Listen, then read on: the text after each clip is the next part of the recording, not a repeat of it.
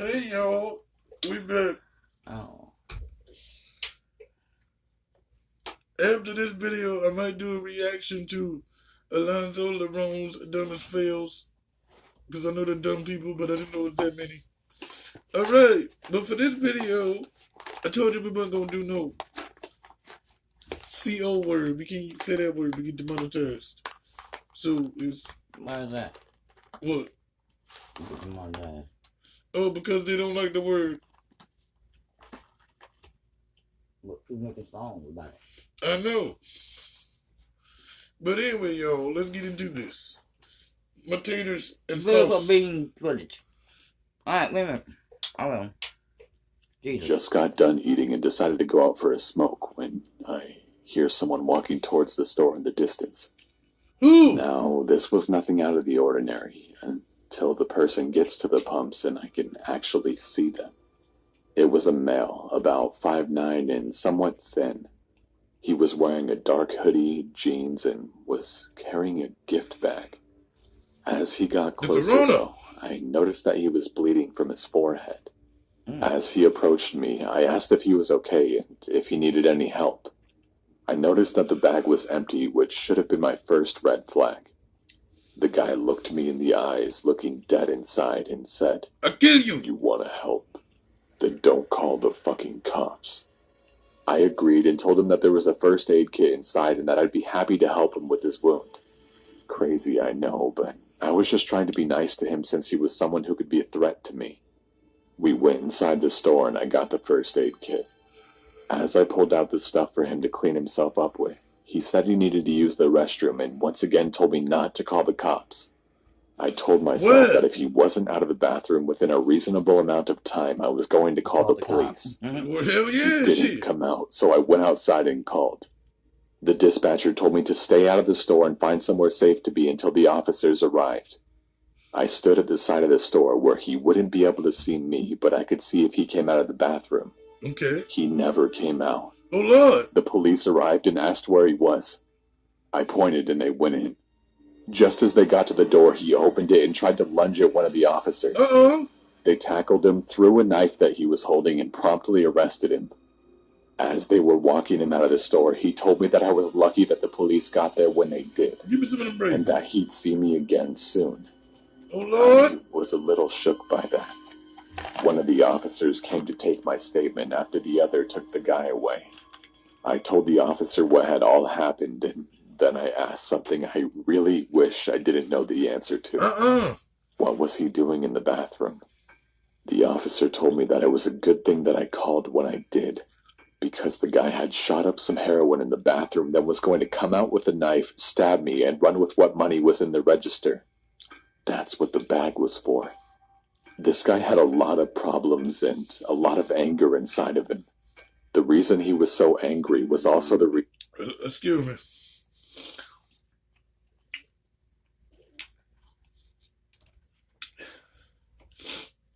Y'all been watching my channel for about a year now. We've been together that long. We knew each other. I ain't no stranger to the partake of the wrong side of the tracks. But you gonna get the drugs, go to the place you about to rob. Excuse me, my brother, can I use your bathroom? Then you gonna get high. And then this seemed like a waste of drugs to me. But maybe they gave him the courage. Heroin though? Yeah. Did that make niggas really get the courage to go rob some shit? I have no idea. No. You done heard the stories. It's using angel dust. It might be some crack. We don't make you do that. No, we don't. But remember the dude that was in jail? What'd he do? On that show. Oh, and when it ended up turning gay. And they give him, he go to the bathroom and take something and come out and yank somebody. Or yeah, and then shank him. And then, what was he taking? They were giving him heroin, right? Yeah, but I don't never know no heroin addict to be like, all right, now I'm ready. Well, get on the floor. don't really know no heroin addicts. We know a couple. Don't lie. Oh! Yeah, His head was bleeding. Right, that don't make sense. He owed his dealer money and got beat because of it. His solution to the problem was robbing the store. The officer told me if I didn't call when I did, I'd either be critically wounded or dead because he wasn't going to allow me to stand between him and that money. I hope I never see that crazy drug addict who wanted to kill me to free himself of debt again. Okay, that wasn't scary. That was real. There wasn't no hard. That's real shit. You wouldn't have to worry about me standing between him So and I no went money. to the bar with one of my friends. Really ain't mine.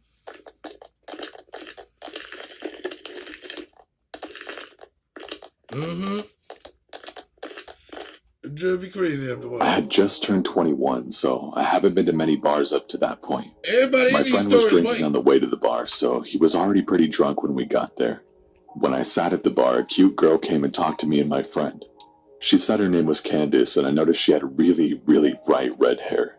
I assumed she dyed it. I mean, it was pretty, but unnatural.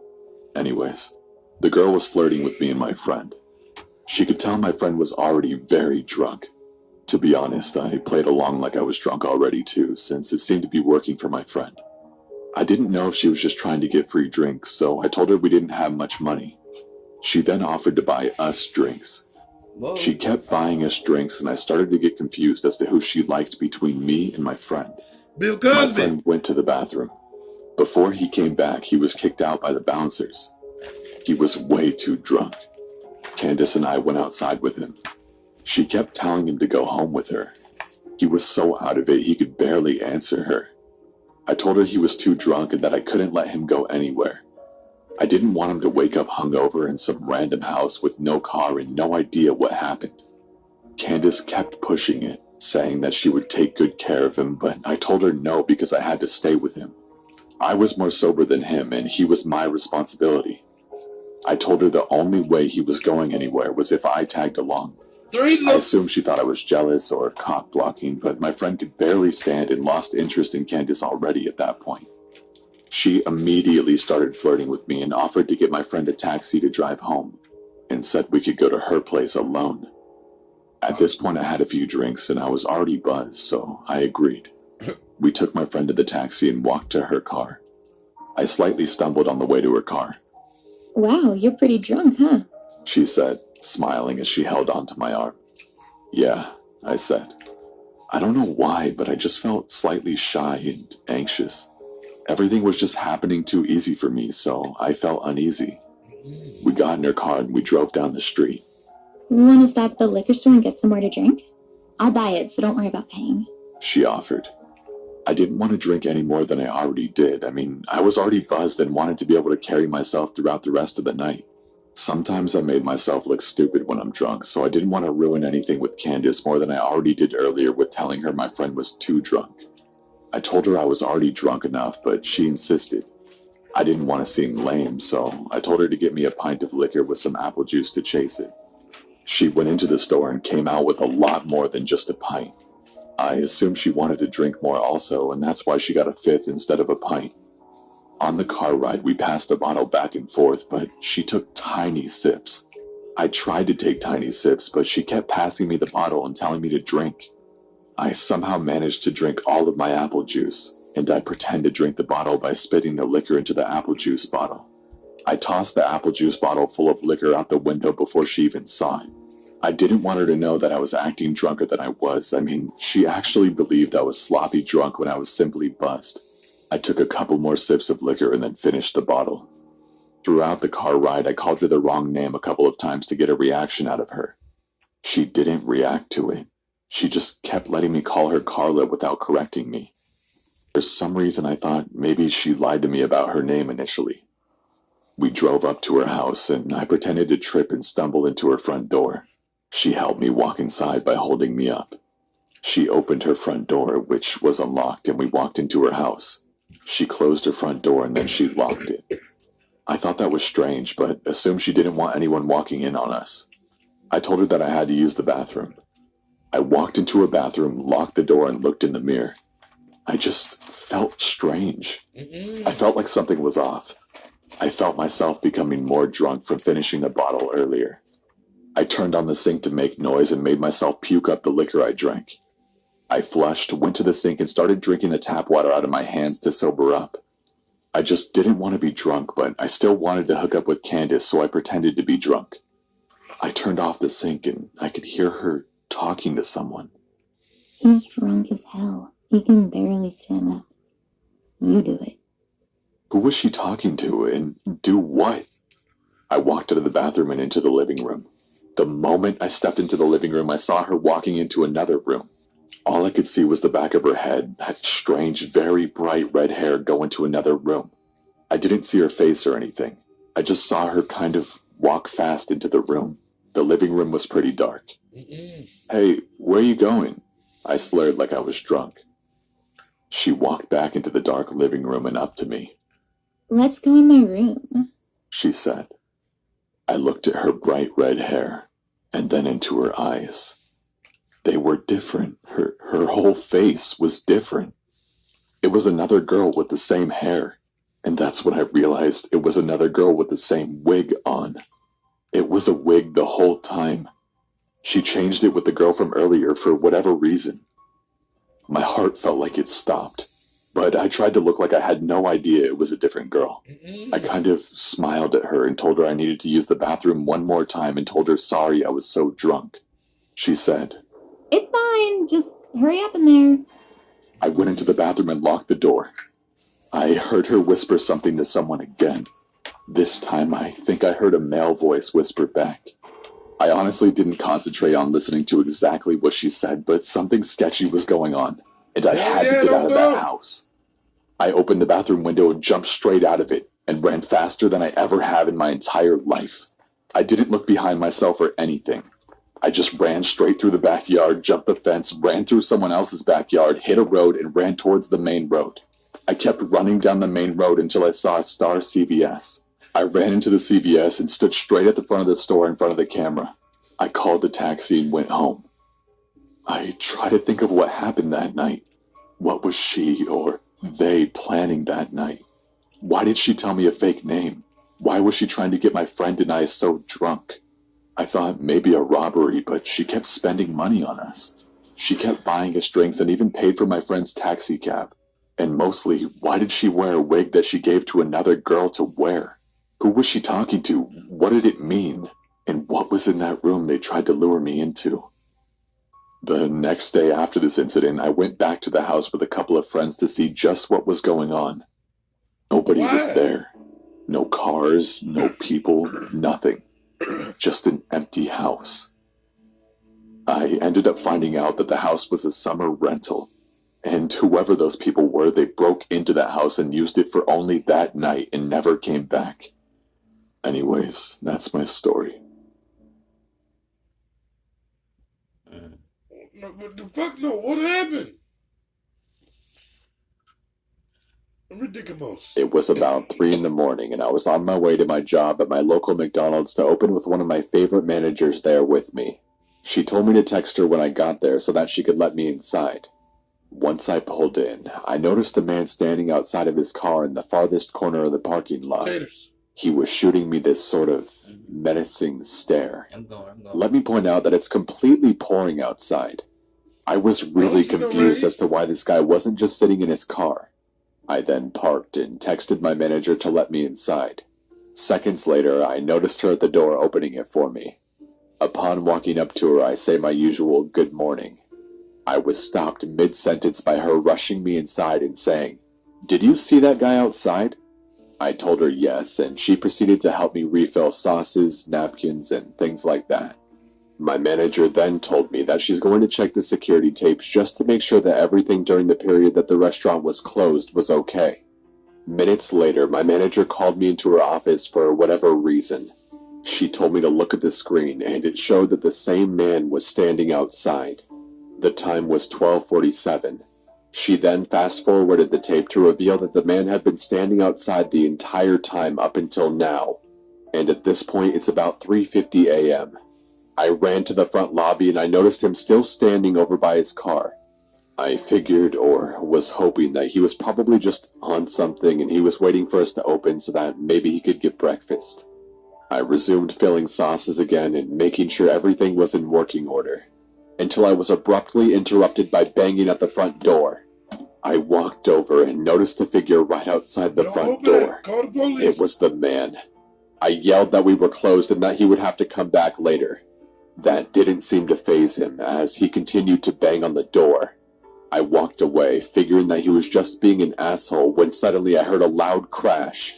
I ran to the lobby to see the glass door broken and the man beginning to step inside. I yelled for my manager and told her that we needed to leave through the back door. And we did just that. We booked it to our cars and both called the cops.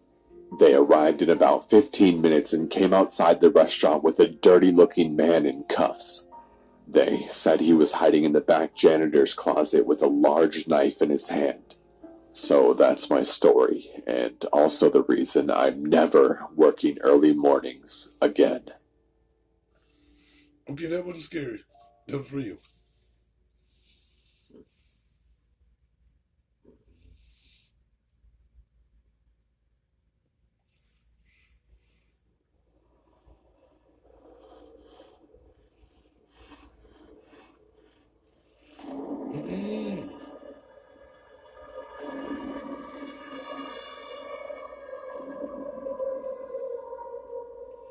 Skinwalker, what the hell is that?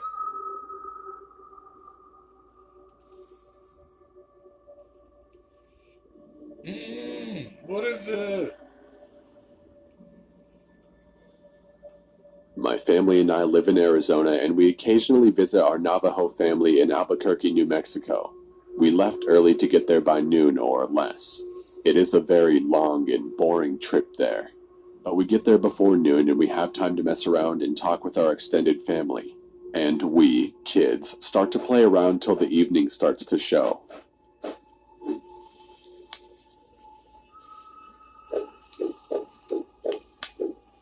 What the hell is that? The house is too small for everyone to fit and sleep in. Some of the kids have to sleep in the trailer and truck camper, but two of my cousins and I had the amazing luck of sleeping in the old, slightly torn tent.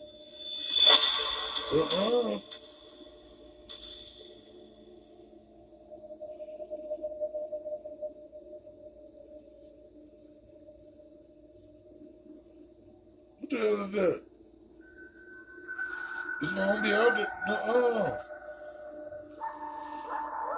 Why is it always dark? Why can't it be light outside? We are well asleep at this point, and for some unknown reason, I wake up.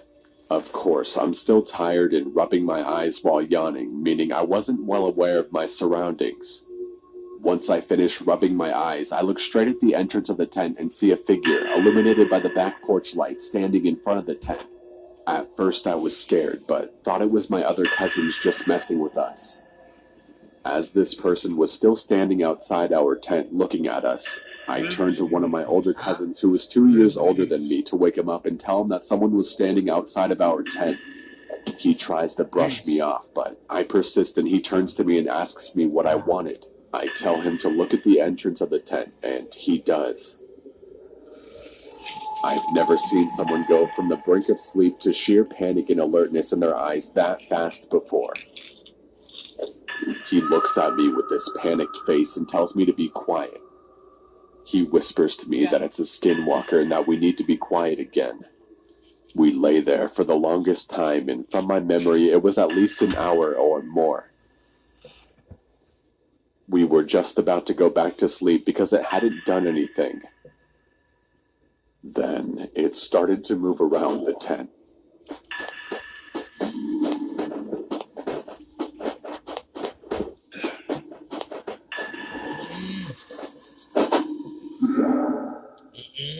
Remember when I said this was an old tent? Yeah, it had some holes in it. Oh, hell no.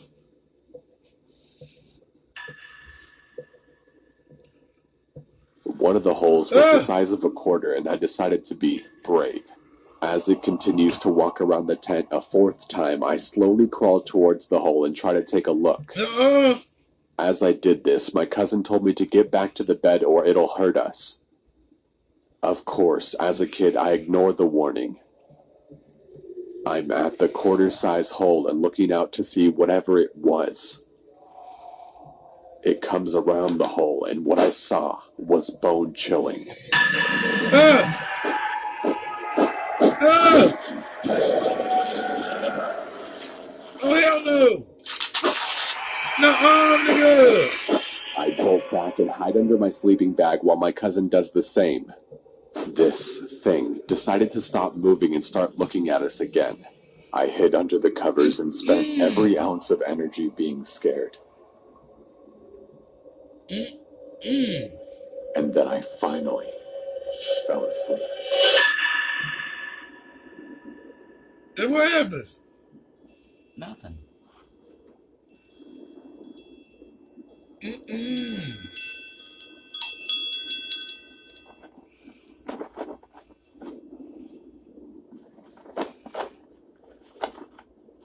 I woke up early, maybe around 5, and I decided to look around the tent to see if there was anything there. I Why? see footprints, bare footprints that No. send shivers throughout my body. I saw the footprints move around the tent. This hit me hard because I was now realizing it wasn't a dream. As I further investigate the footprints, I noticed that it went off track. It went off to the rocky hills nearby where we were staying at. I followed the track to the hills, about a football field away from the house. As I continue to Why? follow the tracks, something strange and scary happens. It What? goes from 2 footprints walking for a while to footprints and handprints in the dirt starting to form. I found that kind of strange because no person would do that out here. As I followed the tracks further into the hills, You the look like hands you on and feet drugs. started to get smaller and smaller.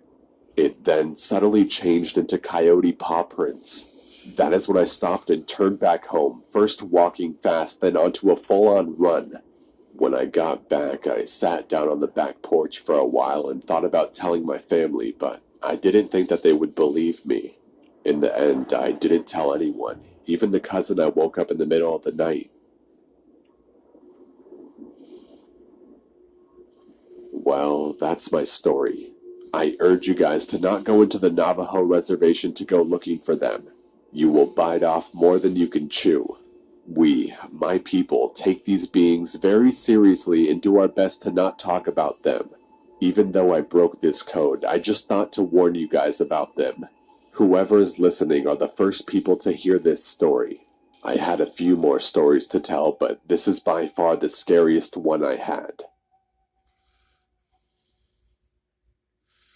We on to story number 5, y'all. That was a little scary. The following story took place in Norway in 2015. If you're still single and you haven't tried Cherish yet, then stop what you're doing and download it right now. I matched with somebody. Shut up, bitch. 15. If the wording seems a bit off, it's because the story has been translated. I was called in for a night shift on Saturday at the gas station that I used to work at. I'm Okay. 19 years old and a guy. I'm pretty short, like 5'6", but I weigh around 190 pounds. Because my lifestyle almost only aims for both powerlifting and bodybuilding, depending on which time of the year it is, I got really mad that I got that shift because I need a good night's sleep. But whatever, I needed money anyway. I shaved my head clean like I do every second day while keeping my full beard and packed 3 decent meals for the shift. I went to work at 11 p.m. and the shift was going to last until 8 a.m. whilst being alone until 6 a.m.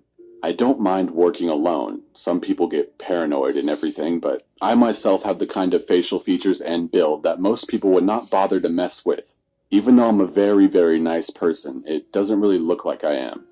I had some customers while working, of course. A lot of drunk people. Since it's Saturday, and in Norway, people tend to grab a burger or a hot dog at the gas station before heading home. Others just there to fill up on gas. But later, at around 4 a.m., when it started to get more and more quiet, I saw a stressed-out woman a few steps away from the door outside. Don't I answer. couldn't exactly tell what she looked like from behind the cashier desk, but We can't I could tell either. that she was stressed out, standing with her arms crossed together while turning her head to the sides and turning around every now and then. She's a silhouette. I was considering to go out and ask if she needs any A help, silhouette. but I brushed it off and was thinking she was probably just It's a waiting for silhouette. someone. But then she looked inside and began to walk towards the entrance. She came inside, breathing in between normal and heavy, and she sat down. I greeted her with a smile, and I could tell immediately that she was a drug abuser, and that she was really stressed out. What did She was dressed with normal-looking clothes and looked like she was in her 20s. She kindly responded with, "Hey," with an obvious fake smile where you could tell that this person is sad behind the mask that they're putting on. Okay. She then came to the desk, asking if she could borrow my phone to call her boyfriend. She said that there were people following her and that they wanted her hurt or dead. The following conversation goes on like this. "Are they looking for you? Like right now?" Yes. Please let me borrow your phone. "Sure thing, but wouldn't it be better if I called the cops for you?" No, please. All I need is to borrow your phone for a quick call. Long story short, I told her to go sit down at a specific corner of the station where there was no glass wall so that people wouldn't be able to see her. She called her boyfriend 2 or 3 times, but nobody responded. She kindly asked me if she can log into Facebook with my phone, to see if maybe she could contact him there. I was kind of unsure about this, but I am, by natural reasons, very humble, maybe a little too much. Another thing was that I was standing right behind her, so there was no unacceptable things that she could do without me seeing it. So I said, "Alright, you can log into your Facebook." I told her to use the Google Chrome app to go on Facebook and not the Facebook app itself, since I hate spending time logging in and out of my account on my phone. Call me a lazy bastard, whatever. She logged in, and long story short, no response on there either. She thanked me a lot for the help and was about to walk out. I asked her if she was sure about me calling the cops or not, but she was 100% positive about me not doing it, which was weird, I thought. "Okay, well, be safe," I told her. Later on into my shift, I turned my phone on only to find out that she forgot to log out from her Facebook on the Google Chrome app. Out of curiosity, I checked the messages, which I believe every other person would probably consider doing. The most recent conversation was obviously her boyfriend, I thought. But there was nothing about "come and pick me up" or even the slightest thing that made me believe that this was her boyfriend. I checked the others below. Every fucking conversation I checked, which was about 6 or 7 of them, was either about drugs or money. Meth, coke, heroin, codeine, you name it. As humble as I am, I just felt bad for her, and I logged out without judging. 2 days later, I'm at the gym doing some deadlifts when I get a call from a number that is not registered in my contacts. I picked up. "Hello, Alan speaking." "Hello, who are you?" "Who am I? You called me, and I've already said my name. Who are you?" "You called me 2 days ago in the middle of the night." "No, I didn't." And then I remembered about the girl calling her boyfriend at the gas station 2 days ago. "Oh wait, I remember. I don't know her name, but I assume you have a girlfriend?" Then I went on to explain the situation.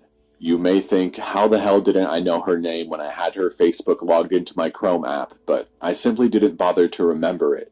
He then responded that he didn't have a girlfriend. Surprisingly, this didn't shock me at all. I could tell that she was full of shit when I saw the messages with my own eyes, but I pretended like this was something that came to me as a surprise. "Oh, really? Well, that's what she told me, and I tried to help her out after that, which I've already explained to you." "What do you know?" "What do you mean, what do I know?" "Has she told you anything? If so, I need to know right now." I was really starting to get pissed off. First of all, I was being mixed into some bullshit for no reason now.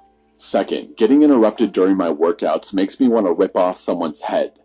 "She hasn't told me anything, and I'm really busy at the moment. Please don't call me again, because none of this is actually my business." "It is your business. You helped her, you piece of shit." Before I hung up, I told him to fuck off, otherwise I would take this case to a level that he would regret. I mean, obviously I would never kill him or anything, I just tried to come up with some dumb shit to scare him. I got a bit frustrated too. Why the actual fuck would that girl call a psycho who obviously didn't like her? It was clear that he was mad because he thought I somehow helped her, which I still don't understand what he meant by that. So, on to the rest of the story. My neighborhood is quiet, and my town is small, so it's not hard for anybody to find anyone. It's as simple as pasting someone's phone number in a specific website and their address will most likely show up. And eventually, I happened to get a little visit. As I said, the neighborhood is very quiet after midnight, and while being in bed watching some bodybuilding videos for entertainment, I started to hear someone driving towards my area. Well, that's not normal at this time, but it happens. Eventually, I heard a car park right outside my property, behind my garden, which goes a little bit uphill filled with stones and flowers. So I couldn't see the car from that point on, but I heard someone opening the car door and locking it. What the fuck was going on? Well, I opened my window quietly, just to be able to hear a little bit more. I could hear the man walk up the little uphill part of my garden, which made some sounds because of the stones. I won't lie, I was scared as shit. I couldn't see him either, because everything behind my garden is blocked from my point of view by tall cements for the garage. The garden uphill leads to the balcony where a big glass wall is, and that's where my little sister's room is. I went to the exit of my door and quietly walked out. I walked to the cement stairs at the side of my property, which leads me to the exact same spot as him. I could hear footsteps, and I quietly walked up the cement stairs. Then I caught a glimpse of the guy. Probably the guy I was speaking on the phone with. Keep in mind, I still don't know what the hell he wants from me and why the fuck that junkie woman called him in the first place at the gas station. I know nothing. My adrenaline was high, but got almost to its peak when he was right outside my little sister's glass wall. I was scared, but also really pissed off. No way he's going in there, or trying at all. At the top of the cement stairs, I walked quick but silent, until I saw that he could hear someone walk behind him just a few feet away. Then, I ran as fast as I could and pushed him with all my anger, leading him to get smashed into the wall beside my sister's glass wall, before I proceeded to get over him and hold my palm over the side of his face, pushing it down while asking what the fuck he wants. My little sister woke up, screaming, which also woke my mother up. She ran out and asked what the hell was going on. Why my dad isn't home is another story, but anyways, my family's facial expression was filled up with fear, and I told my mom to call the cops. The man said nothing, just laying still with his left hand wrapped around my right wrist because of the pressure I was holding his face down with. He was literally resting for a few seconds before starting to resist like a horse again, but he ran out of energy fast. I would ease my palm off of his face so that he could get his head up a little bit, only to smash it down again with anger. Both he and I were breathing heavily. I stopped asking questions, and my mother was on the phone with the police, always reacting with fear when the man started to resist again, but I told her it was under control. It didn't take long before the cops showed up and arrested the guy. I told them the whole story about both the girl and the guy. They were both just regular fucking drug addicts and had both been in prison previously for it. I was scared as shit, and still to this day don't know why I had to be involved in this. Maybe he was just a paranoid psychopath. My lesson to you, never let some creepy stranger borrow your personal phone for situations like this. If it sounds dangerous, simply call the police to help them, and if they don't want you to, then just leave it. If you're at work, like I was, use the work phone. You heard it. Hey everyone, I just wanted to say a quick thanks to all the animators who were involved in this video. No.